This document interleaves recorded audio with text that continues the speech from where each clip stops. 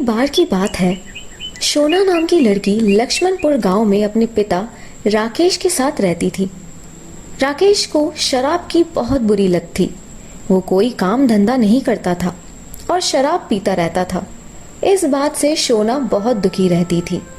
पिताजी, मैंने देखा है गांव के बाकी लोग तो सुबह होते ही घर से काम के लिए निकल जाते हैं और शाम होने पर ही घर लौटते हैं, पर पिताजी आप तो कोई काम धंधा नहीं करते और मैं जो पैसे कमा कर लाती हूँ उसे शराब और जुए में आप उड़ा देते हैं। ऐसा कैसे चलेगा पिताजी?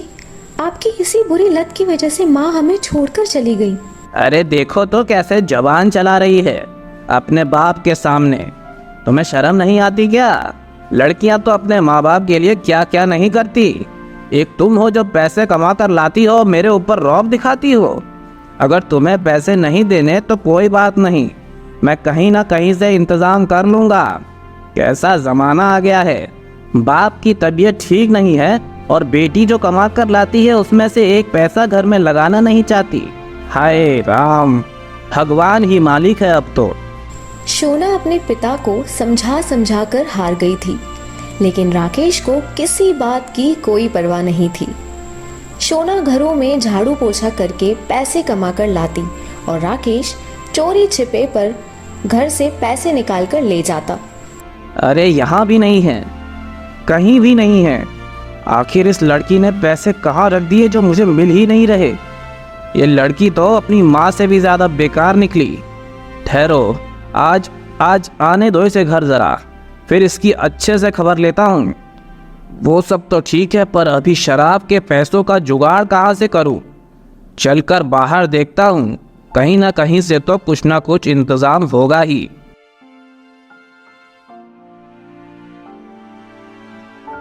सरदार लगता है कोई आ रहा है। जंगली जानवर तो नहीं मालूम पड़ रहा। हाँ, ये तो इंसान के कदमों की आवाज है सरदार। हाँ, बड़ी देर बाद कोई आया है, चूकना मत। तुम्हारे पास जो भी है सब निकाल कर इस झोले में रख दो। जल्दी करो, हमारे पास इतना समय नहीं है। मगर मैं तो आप लोगों को कोई गलत फहमी है। मेरे पास पैसे कहाँ से आए? मैं तो यहाँ बस ऐसे ही आ गया। मैं तो शराब पीने के लिए अक्सर यहाँ आता रहता हूँ, पर आज तो मेरे पास शराब के लिए भी पैसे नहीं हैं। आप लोगों के पास थोड़ी शराब मिलेगी क्या? लगता है तुझे अपनी जान प्यारी नहीं है। अगर ऐसी बात है तो हम भी तुझे निराश नहीं करेंगे। इसे अपने साथ ले चलो। अरे नहीं सरदार। वो डाकू राकेश को जबरदस्ती घोड़े पर बिठाकर अपने साथ एक गुफा में ले जाता है। अरे ये कौन सी जगह है? इतना सारा खजाना कहाँ ले आए मुझे? मैंने कहा ना, मेरे पास कोई पैसे वैसे नहीं। मुझे छोड़ दो, मुझे शराब भी नहीं चाहिए। घर जाने दो बस। ठीक है, ऐसी बात है तो तुम हमारे किसी काम के नहीं। हम तुम्हें मार देते हैं, नहीं तो तुम हमारी इस गुफा के बारे में और हमारे बारे में गांव के लोगों को बता दोगे। हम भला इतना बड़ा खतरा क्यों सिर लेंगे? या फिर तुम हमारे किसी काम आओ तो मैं तुम्हें छोड़ने का सोचूं? बोलो, कोई काम आ सकते हो हमारे? है एक तरीका है मेरे पास सरदार। मैं तुम्हें गांव के लोगों की खबर ला कर दूंगा। मैं पास के कांति नगर में रहता हूँ। गांव में सब लोगों के पास बहुत धन है, मुझे सब मालूम है और ये सब जानकारी मैं तुम्हें दूंगा। बस तुम मेरी जान बख्श दो। मैं शराब की कसम खाता हूँ, इसके बदले में मुझे ज़्यादा कुछ नहीं चाहिए। बस एक चोरी पर शराब की एक बोतल दे दिया करना, मेरे लिए इतना ही काफ़ी है। तो ठीक है, मगर याद रहे, अगर तुमने ज़रा भी होशियारी दिखाई तो हमारी तलवार और तुम्हारा सर। ठीक है, अब तुम जा सकते हो। चलो अच्छा हुआ, किसी तरह जान तो बची इन डाकुओं से। गांव वाले वैसे भी कौन सा कभी मेरे किसी काम आए हैं। आज तक इन लोगों ने कभी मुझे उधार तक भी नहीं दिया। उनका धन जब मेरे काम नहीं आ सकता तो फिर उनके काम ही क्यों आए। अच्छा होगा जब डाकू गांव के सभी अमीर लोगों का खजाना चुराएंगे। मुझे और क्या चाहिए? मुझे तो हर चोरी पर मुफ्त की शराब मिलती रहेगी।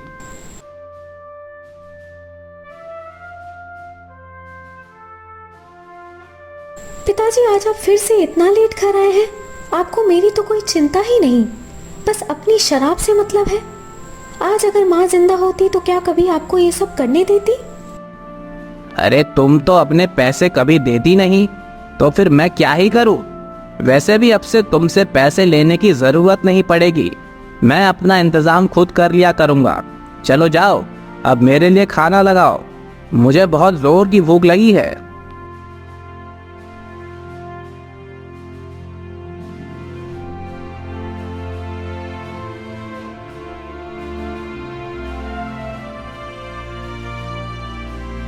हाँ हाँ, मैंने अपनी आंखों से देखा है सरदार।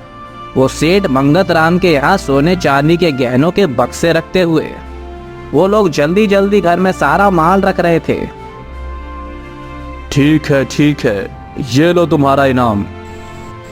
इसी तरह राकेश डाकुओं को कुछ कुछ दिन में गांव के लोगों के पैसे के बारे में बता देता और डाकू चोरी कर लेते थे और राकेश को हर चोरी पर शराब की एक बोतल मिल जाती थी।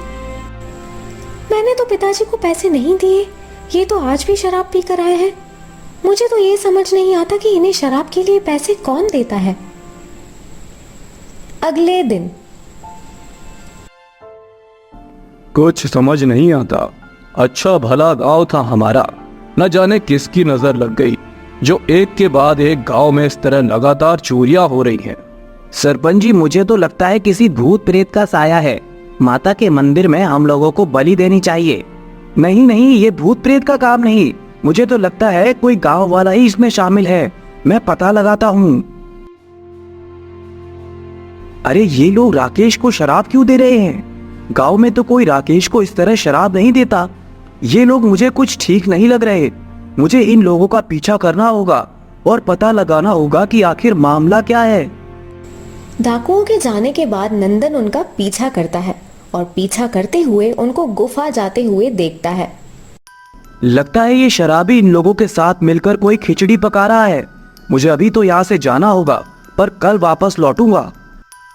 अगले दिन नंदन डाकुओं जैसे कपड़े पहनकर गुफा के बाहर पेड़ के पीछे छिप जाता है और जैसे ही डाकू गुफा के अंदर जाते हैं वो गुफा में घुस जाता है। बाप रे बाप, इतना खजाना! अरे ये खजाना यहाँ कैसे आया? कहीं ये खजाना हमारे गांव के लोगों के घर से तो नहीं चुराया? अगर ऐसा है तो मुझे ये बात सरपंच जी को बतानी होगी और इस शराबी की करतूत सबके सामने लानी होगी, नहीं तो ये डाकू हमें कंगाल बना देंगे। मैंने अपनी आंखों से देखा है सरपंच जी। पहले तो मुझे विश्वास नहीं हो रहा था। मुझे लगा आप लोग भरोसा भी नहीं करेंगे, इसीलिए ये देखिए मैं वहीं से ये जेवरात लाया हूँ। गांव में पूछ लीजिए, किसी न किसी के घर से जो जेवरात चोरी हुए हैं ये उन्हीं में से एक हैं। रंगा नाम का एक किसान उन गहनों की पहचान अपने घर से चुराए गहनों के तौर पर करता है, जिसके बाद सबको भरोसा हो जाता है। पर राकेश तो एक नंबर का शराबी है, उसने तो शराब पी रखी होगी। वो भला हमारी बात को कैसे मानेगा? इसके लिए हमें कोई तरीका निकालना होगा। हाँ, एक तरीका है मेरे पास सरपंच जी, आप जरा कान इधर लाइए। राकेश, ये तो बहुत बुरा हुआ। वो डाकू तुम्हारी बेटी को उठा कर ले गए हैं। हम लोगों ने उन्हें रोकने की बहुत कोशिश की, पर उनके पास हथियार थे, इसीलिए हम उनसे मुकाबला नहीं कर सके। वो जंगल के बीच गुफा में लेकर गए हैं उसको। सरपंच की बात सुनकर राकेश अपनी बेटी को ढूंढने निकल जाता है और डाकुओं के पास पहुंचता है। क्यों सरदार, मैंने तो तुम्हें गांव वालों के खजाने और धन के बारे में बताया। मैंने तुम्हारी मदद की और तुम गांव से मेरी बेटी को ही उठा लाए। यह तुमने अच्छा नहीं किया। मैं शराबी हूं तो क्या हुआ, ये तो जानता हूं कि वो मेरी बेटी है, मेरे घर की इज्जत है, और तुमने मेरे घर की इज्जत पर हाथ डालने की कोशिश की है। मैं तुम लोगों को जिंदा नहीं छोड़ूंगा। राकेश उन डाकुओं से लाठी लेकर लड़ने लगता है। तभी वो लोग उसके सिर पर डंडा मारकर उसे घायल कर देते हैं। ये सब झाड़ियों में पहले से छिपे गांव वाले देख रहे थे और सरपंच का इशारा पाकर गांव वाले उन डाकुओं पर टूट पड़ते हैं और उन्हें मार मार कर बेहोश कर देते हैं। तभी राकेश को भी होश आ जाता है। अरे वाह नंदन, तुम्हारी बहादुरी की वजह से आज हमारे गांव का कितना बड़ा नुकसान होने से बच गया, और तुम्हारी बुद्धिमानी की वजह से राकेश को भी सबक मिल गया। अब तुम ये सारा खजाना इकट्ठा कर लो। गांव चलकर हम लोग जिसका जो धन और गहने हैं पहचान करके वापस कर देंगे। और हाँ राकेश, तुम्हारा इस सब पर क्या कहना है? मुझे माफ़ कर दीजिए सरपंच जी, शराब की लत में मैं पागल हो गया था। मुझे इस बात का भी ज्ञान नहीं रहा कि मैं अपने ही घर में, अपने ही गांव में चोरी करने में इन डाकुओं का साथ दे रहा था। मुझे अपनी भूल समझ आ गई है। आज के बाद मैं शराब को हाथ तक नहीं लगाऊंगा और मेहनत करके अच्छी ज़िंदगी जीऊंगा। पर सरपंच जी, पता नहीं मेरी बेटी कहाँ है। मैंने पूरी गुफा में देखा पर वो कहीं नहीं मिली। ठीक है, तुम चिंता मत करो। हमने तुम्हारी बेटी को पहले ही इन गुंडों से बचा लिया था और वो सही सलामत है और मेरे घर पर सुरक्षित है।